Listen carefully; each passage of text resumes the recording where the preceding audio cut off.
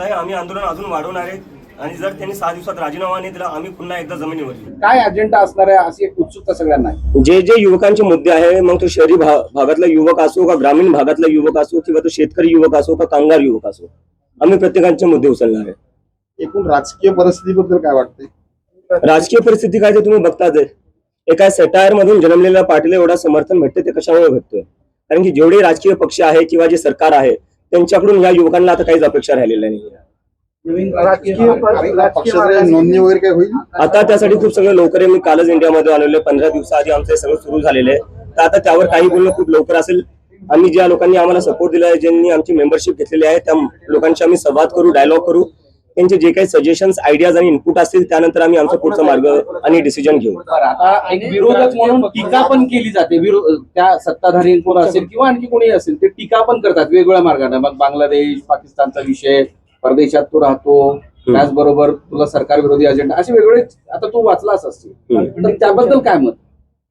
माझ्यावर जे टीका केलं त्या केल्या, ठीक आहे। आज मी तुमच्या समोर बसलेलो आहे, भारतात बसलेलो आहे, काल मी प्रदर्शन केलं, तुम्ही एका पाकिस्तानीला मग दिल्लीत प्रदर्शन करू देता हे म्हणायचंय तुम्हाला?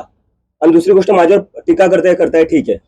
वेदांत नावाचा 17 वर्षाचा स्टुडंट सीबीएसईचा, त्याला या सरकार आणि मीडिया, जी मेनस्ट्रीम मीडिया आहे त्यांनी पाकिस्तानी म्हणलेले आहे। जो मुलगा 17 वर्षाचा आहे त्याचं फक्त एकच काम होतं, मेहनत करायची आणि परीक्षा द्यायची।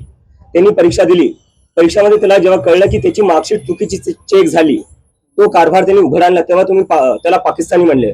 या देशात तुम्ही कोणाला पाकिस्तानी म्हणणार आहे? त्या वेदांतला तुम्ही पाकिस्तानी म्हणताय, जो एक सीबीएसईचा स्टुडंट आहे, मला तुम्ही पाकिस्तानी म्हणताय। तुम्ही काही पत्रकारांना पाकिस्तानी म्हणतात, तुम्ही विरोधकांना पाकिस्तानी म्हणता। मग आहे कोण? भारतीय आहे कोण? फक्त भाजपवाले आणि IT सेलवाले भारतीय आहेत का? आणि आम्ही सगळे पाकिस्तानी? कधीपर्यंत चालणार आहे? तुम्ही तुमची जिम्मेदारी नीट करा, तुम्ही तुमची कामं नीट करा, आम्हाला काय बोलायची गरज पडणार आहे? तुम्ही अमेरिकेत जाणार आहात का? नाही, मी अमेरिकेत जाणार नाही। आता मी इथेच राहणार। आंदोलन उभं राहिले दडपण आहे म्हणावं? काय हे सगळं आंदोलन उभं राहिले, प्रतिसाद मिळतोय, दडपण आहे म्हणावं? दडपणीच जिम्मेदारी आहे।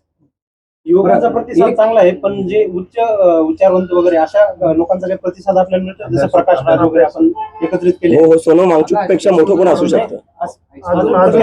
विश्वंभर चौधरी, अंजली दामनिया, काल त्यांनी समर्थन दिलेलं आहे।